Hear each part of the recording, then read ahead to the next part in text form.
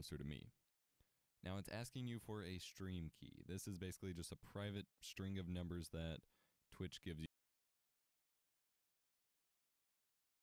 you to authenticate you as your streaming, just as a streamer. So we're going to go up here to twitch.tv/.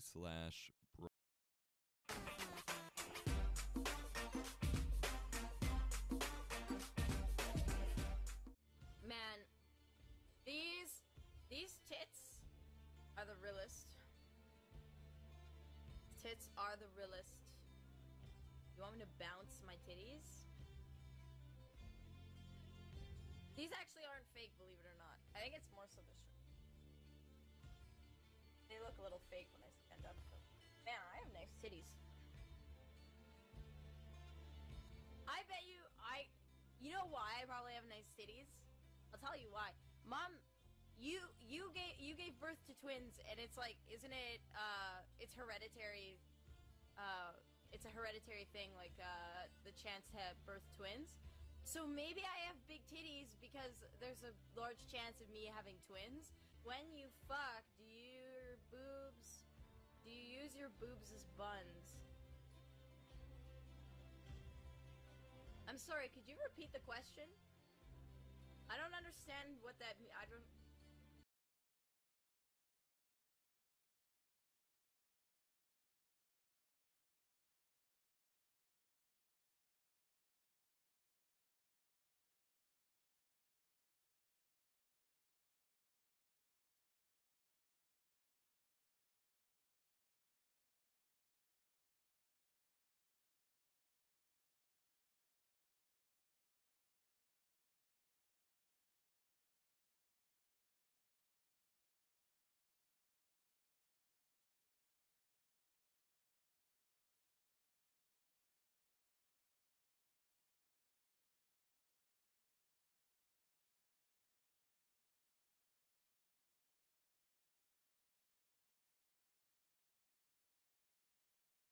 Hey everybody, Jeffrey Powers from Geekazine. Think Magazine, put in a geek, you got Geekazine, and how to record podcasts over at www.howtorecordpodcast.com. And I've got a great tutorial for you on how to actually do the live YouTube streaming. Now, last week...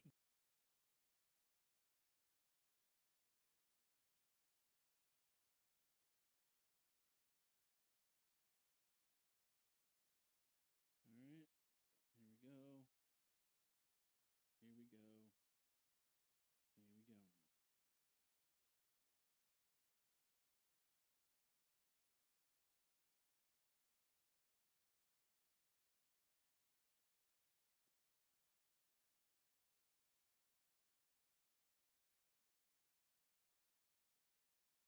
Ladies and gentlemen, okay. Hey everybody, Jeffrey Powers from Geekazine. Think Magazine, put in a geek, you got Geekazine. Hi, and welcome to Live Streaming Basics. This is my review of the Livestream Broadcaster. So you can see the Livestream Broadcaster comes in a really nice device. I bought this off the Livestream website. They'll ship it to you internationally, and it cost $495. Now I'm going to actually use this device to live stream mass in a church. This is really nice because it's nice and small and portable and doesn't take up much space. You can see here the device was on the top, and here is just some documentation saying that you bought the device and some terms and conditions. There's no user guide or anything, any document like that, which some people might find a bit annoying.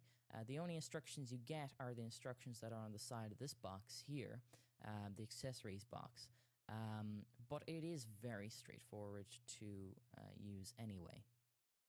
So it comes with a number of different accessories, and I was quite surprised with this. That's a nice carrier bag, which is very, very nice.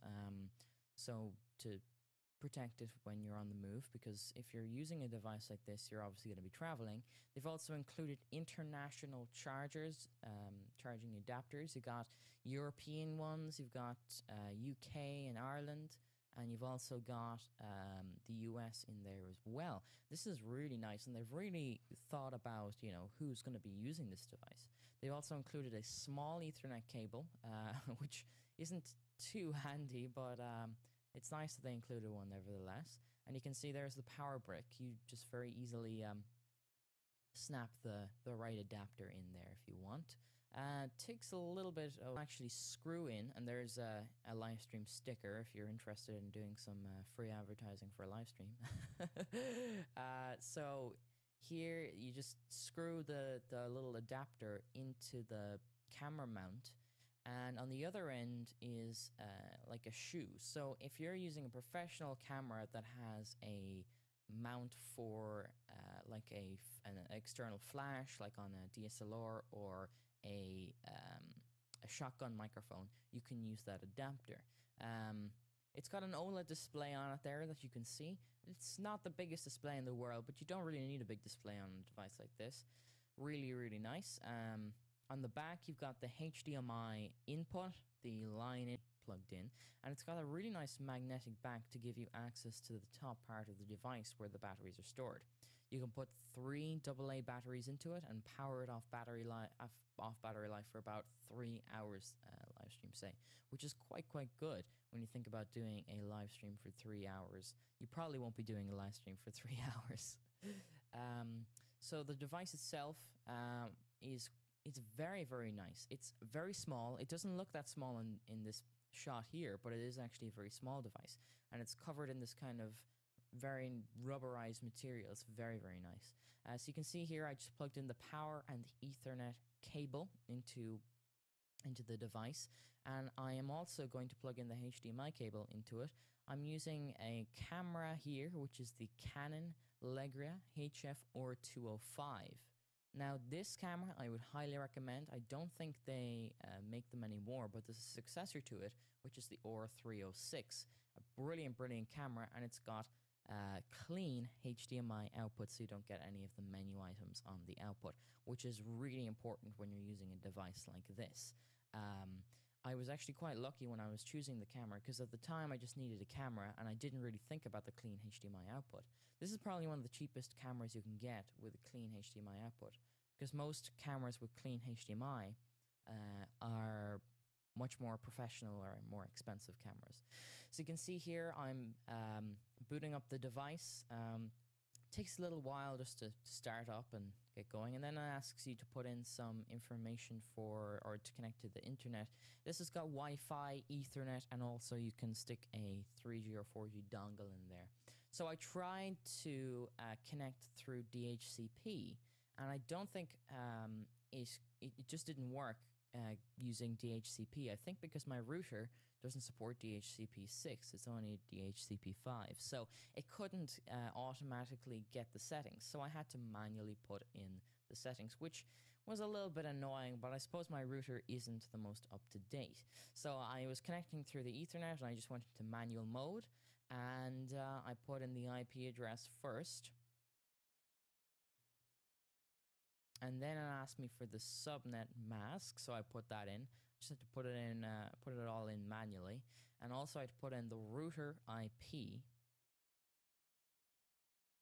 and I also had to put in the DNS. So these are all things that would have been automatically gotten if the DHCP had worked, but I just had to put it in manually. And then once you put in all those settings, the live stream broadcaster connects to live stream, and you're off. Now, I had already configured this. What you do is you pair it with your device or with your account. So it'll give you a kind of a key, and then you put that key into pair on your computer. So you want to log into your live stream account and put in the thing. It's very, very easy. It'll go through the precise instructions to pairing the live stream broadcaster with your live stream account. It's a very, very nice thing. So here is the main menu. You can see I'm going into the quality settings here. You've got a number of different quality settings like mobile, normal, medium, high. It'll go up to 2.3 megabits per second if you have the bandwidth for HD quality, which is very, very good. I selected the mobile, which is 198 kilobits per second, mostly because I can't go any higher than that on my current internet stream, which is kind of a shame. even, and I'll show you the results just a little bit later on, even with that quality setting, it was still very, very good quality. You can select the video input. There's only one video input type, which is HDMI, but you can select your resolution. It'll automatically detect the resolution for you, or you can put it in manually. It'll do up to 1080p at 30 frames per second. Input. It'll only stream to 720p.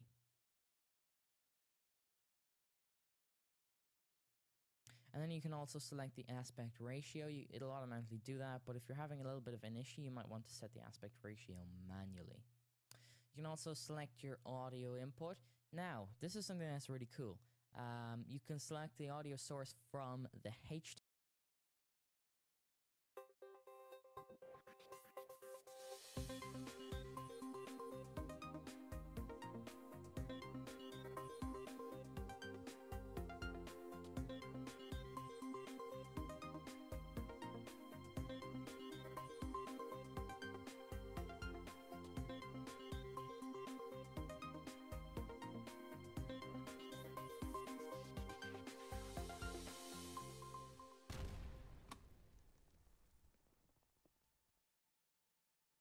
Hello and welcome to episode 48 of Studio Tech Live, and this is the 10th of August 2012, and we have had a great pre-show. If you're watching the recording of this, that is fantastic, but for those of you who have been watching live, we have had a pre-show of over 2 hours talking about all sorts of things, from what we're going to be talking about on the show to food and nutrition and eating and how the body reacts. It's just been amazing. So I've had a good time already. Now, we've been able to bring you that pre-show and this show stream live due to our friends at BitGravity. BitGravity provides the bandwidth for all the TTFN TV live streams. We continue to receive very positive comments on the quality of the live video, and this combined with outstanding service and support makes BitGravity a great company to work with.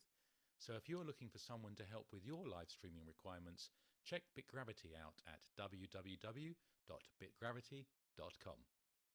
All right, so episode 48, nearly at number 50. And I am joined, as always, by my co-host and very good friend, Mr. Vance Willis. Vance, thank you for joining. Hey, I'm here just in the nick of time, Mark. Just in the nick of time. Actually, I've been here for 3 hours and 27 minutes or something crazy, which I know is like a world record of some time. Forward to that. Right, this has been a really busy week here in the Studio Tech studios at TTFN TV, and Peter and I have been churning out episodes of Studio Tech. And we've done 3 this week. We had 2 of them where we were looking at a product from Panasonic, the HE120 PTZ camera. So I think we've got a couple of still shots that we can show you. This is the sort of the back of the unit with its all the connectors. And this camera has HDI output. It has HD SDI output, HDMI output, has analog output. It has all sorts of. We've got another shot, Peter, from the front. There we go. And this is, however, this is as the description was, this is a professional quality, PTZ or PTZ camera, and it does come with a professional price. It's about £6,000 in the UK. So I guess that's about sort of $9,000. But it was just amazing what it can do, and the setup of it, and how you can control. And there's a separate little controller. You don't have to use the controller. This controller, you can use a PC to control it, but that would that makes it easier. But the actual little controller they have there is pretty good.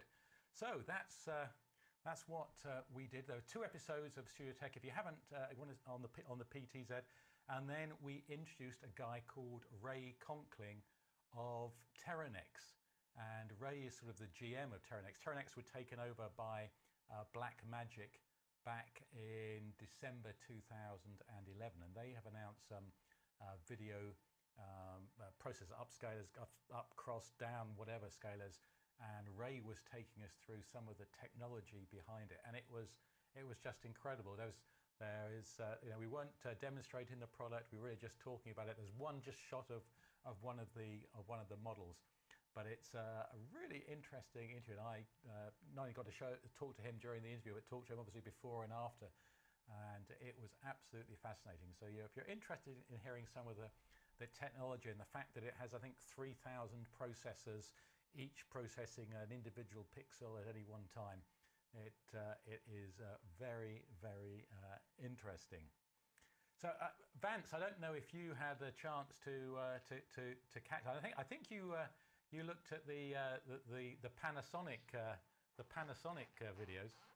I did, yeah. I did get a chance to check the Panasonic videos. I was really amazed until I found out what the price was on those PTZs, and I did not order any.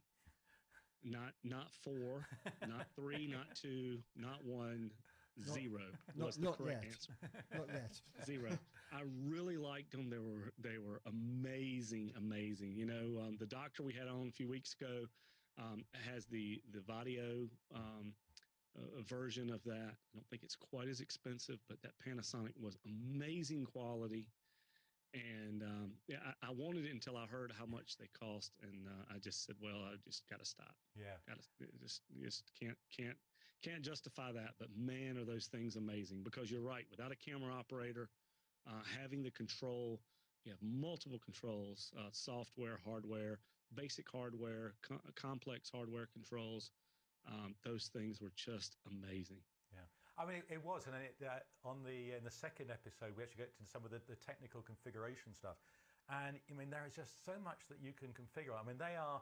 I think Richard said it's the sensor and the lens from the Panasonic sort of 250 camera, which is just, which is a BBC approved camera. I mean, the image quality, and he also taught us a lot, Peter, didn't he? I mean, Richard was just amazing, and he was going through and telling us, oh, that's not quite set up right, and this is, and not just that, but why, and it was just he's a very clever guy, ex cameraman. I mean, he knows what he is talking about, and the justification for them though is if you can.